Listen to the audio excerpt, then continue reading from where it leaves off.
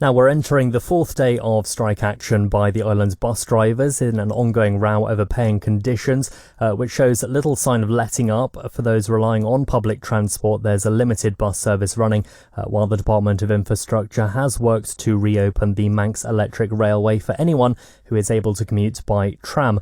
Yesterday, we heard from residents who've been caught up in the disruption, and this morning we're going to hear from the Infrastructure Minister himself. Minister Tim Crookall joins us in the studio now.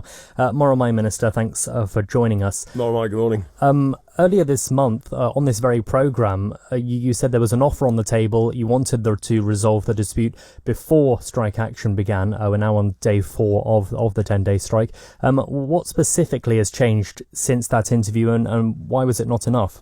Well, I suppose the specific things that have changed. Offers have been made and turned down by both sides. I think there's another offer came forward yesterday from Unite the Union, which we looked at last night and are looking at again this morning. And there is a meeting this afternoon between Unite the Union and ourselves, with MERS negotiating in between of that. So hopefully this afternoon we might get there. I am really hopeful that we can sort this out sooner rather than later, because obviously it has a big effect on everybody. And do you accept that ultimately responsibility for resolving this dispute sits with you and your department? I know you said that you don't get involved in the actual negotiating room, but have you taken any steps personally over the past 4 days to try and move those negotiations forward? Well, it's between my department and Unite the Union and MERS, if you like, who are helping us to sort of negotiate this and try and find a way towards resolving this. And you said, yeah, when I was here last time, I made the offer that if needed, and politicians don't normally get asked to go into the room, 1:15 last Friday afternoon, I got a phone call, and by 2:45 I was sat with Debbie Halsall in her office, and we sat for an hour and a half, or an hour and a quarter, and we had a chat, just me and her, and we were talking about this. So anything I can do to help resolve this, I'm willing to do. And we know that paying contractual issues is what the walkouts ultimately come down to. Is there any flexibility left in the government's positions on those sticking points, or have you reached the limit of what you're prepared to offer? I would say there's flexibility on both sides still. There was, Unite have come back with an offer which is being considered at the moment and will be discussed this afternoon, and they've changed slightly, and they change and we change. So somewhere in the middle there is hopefully some common ground that we can agree on. I don't know how far apart we are at the moment, probably too far still, if I'm honest, but we're slowly getting there, I hope, and the sooner we can resolve this, the better for everybody's sake, the drivers, but everybody who wants to use the bus service as well. Well, Minister, let's look at the impact this is having for people around the island. Bus Vannin operating this reduced contingency timetable. Is that sustainable for the remaining 6 days of this strike, do you think? I honestly don't know, Ben. We're using the staff that we've got down Bank Circus and everything.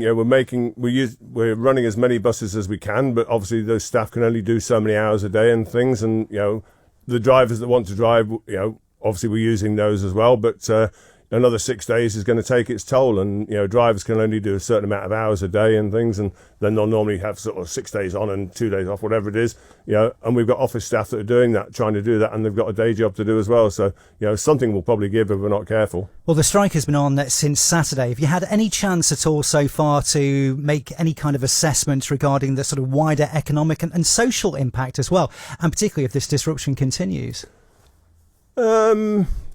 The social impact, obviously, we can guess, in the town at the weekend, in towns at the weekend and in the evenings, and that people are not getting out. We know that the bus is finished early at the weekends and things, so people are not getting that service. And again, people getting in and out of work. It was quite quiet yesterday. I came through at 9:15 yesterday. I left here at 9:15. It was busy in and around the schools with cars, with children being delivered to schools and things. It seemed quiet on the road. So whether people had come in early by car or not, I don't know. But people are obviously making other alternative arrangements, and either car sharing and getting in early or whatever. But this is having an impact on everybody that uses the service, and we want to resolve it as soon as possible. I know we've had only 1 day of the schools being back since half term, but have you been liaising with the Education Minister? Do you know yesterday, was attendance affected at all by the strikes? The feedback I got yesterday from Education was that it was fairly good turnout at the school, so I don't think there were 2 missing from the schools yesterday. So again, inconvenience to parents having to drop the children off probably, for which I thank them, but I think most children got in yesterday.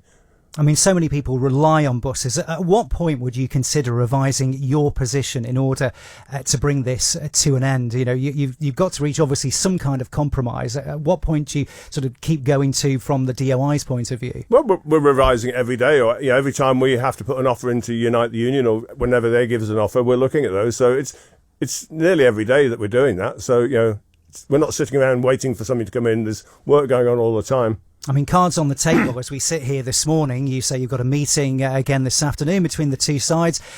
I mean, sitting here right now, do you think a resolution is possible today, or are we still quite some way from that?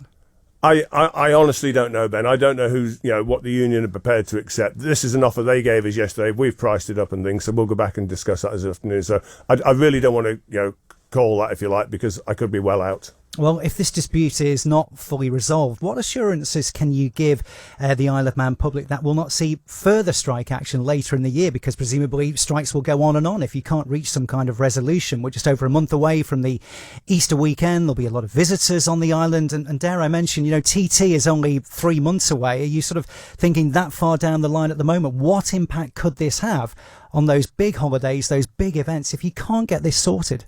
Somebody will be thinking about those, TT further down the line. I'm more conscious about what we're doing now and over the next few weeks, and see if we can get this resolved as soon as possible, for the good of everybody here, not just visitors that are coming to the island, but everybody that's on the island. Are you concerned about TT as it stands?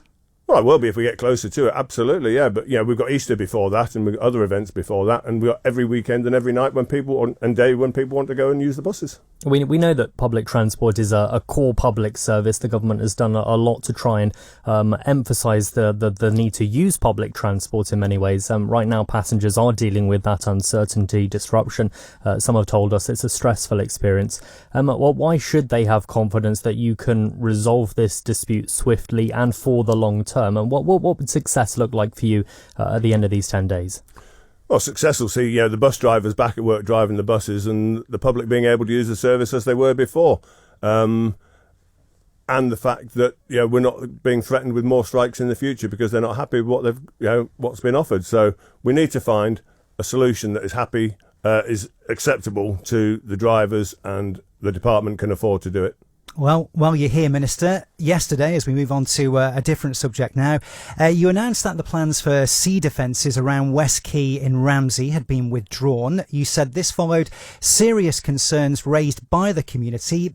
Who exactly, first of all, did you hear those concerns from?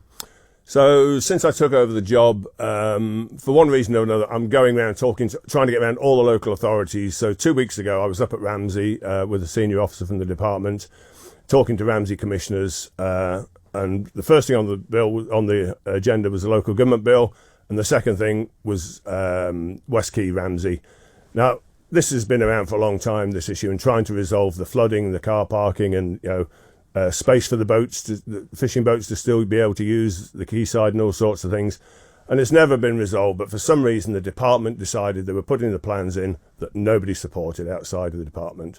When we went to Ramsey last week and spoke to the commissioners, the whole board was vehemently against it. And I've heard from other people up there, the Northern Chamber of Trade and other people in the town, who really, really don't want this. Yeah, well, when you say nobody was for it, do you think that's everybody? Do you sort of put a lot of feelers out to the public on this as well? Well, you've got to accept Ramsey Town Commissioners are the face of Ramsey, if you like, as in all local authorities are. It's their town. They represent the locals, the constituents. And if the 12 of them don't want it, why are we trying to force something onto them that's going to be there forever and a day till we've all long gone, that they don't want? It's like, it doesn't work for Ramsey. They're going to lose parking. They're going to lose the sight of the harbour, if you like, with a 4-foot wall.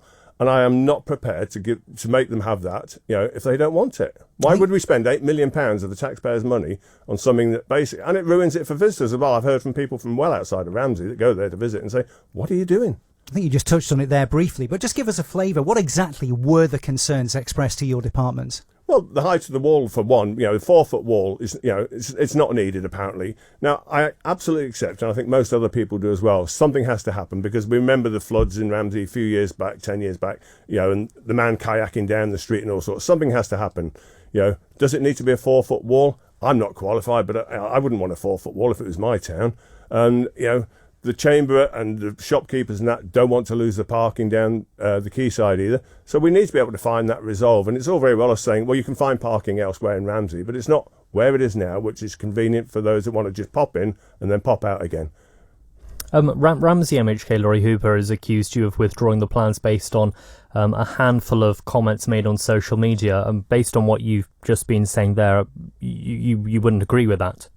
No, I absolutely wouldn't. And if you look at the comments I did see, when I had a few minutes to look through it last night, most of them were very supportive. I think he said, and Michelle Hayward, the former minister, said there was only 5 complaints or objectors on the portal. When I spoke to Ramsey commissioners who represent the town, they were absolutely, and when they had their meeting with the department in July, they said they do not want this. And the department have gone down the road of trying to force this on them. And I just totally disagree with that. And I've said to every local authority I've met since I've been in the job, we are here to work with them and help them, give them what they want in their towns and villages. And I stand by that. So will you be coming back with new proposals? Will you be going back to the drawing board, redesigning this and then coming back with better plans? As soon as we can, we need to get back up to Ramsey and talk to the people up there. We need to sort of talk to the commissioners, have a public display again, and go back and start, what can we do with that wall? The wall is the biggest objective, well, the wall and the parking, but, can we do a 2-foot wall with glass on the top or something like that so people can see the harbour? I don't know, but, we need to have a look at those things, because once it's in, that wall is there forever and a day. And it couldn't have been cheap for an architect to draw up those schemes initially. Do you know how much has been spent? I mean, how much more are you willing to spend on a seawall design that people may, again, look at the new plans and say, we don't like that either? I don't know how much has been spent. I will ask that question. It's very hard to sort of work out with officers' time and this, that and the other. But you're long thousands of pounds, obviously. But when you look at what we're going to spend, and I think it's between £6 and £8 million, the scheme that was put there, it's a lot of money and it's there for a long time. We need to make sure it's right, as we will do for any other town or village. And Minister, we have been talking this morning about the Liverpool ferry terminal, the ongoing cost, exactly what it is, etc., etc. We know there are a few questions about this in the House of Keys today, so we won't preempt your answers on those now, but I'm sure we'll touch on that in the future. I know you did just want to finally mention there's some work taking place around the sea terminal today, did you say? Yes, thank you, Ben. We had a bit of damage done down at the sea terminal in the car parking area along the side, looking out towards the Tower Refuge, if you like, the other week. A lot of the glass got broken and the window frames and stuff. So, and we've got contractors in there doing some more work this morning. So if anybody's going into the car park, please be careful. There's contractors in there, but just mind out for your own safety as well, please. And just to recap, as far as the bus strikes are concerned, it's another meeting this afternoon between government and Unite the Union. Yes, it is, with MERS involved, yeah. All right, Minister Tim Crookall, DOI Minister, we appreciate you're very busy at the moment, so appreciate your time and thanks very much indeed for being with us. Thank you. Cheers. Thank you for making it to the end of the Manx Radio newscast. You are obviously someone with exquisite taste. May I politely suggest you might want to subscribe to this and a wide range of Manx Radio podcasts at your favourite podcast provider so our best bits will magically appear on your smartphone. Thank you.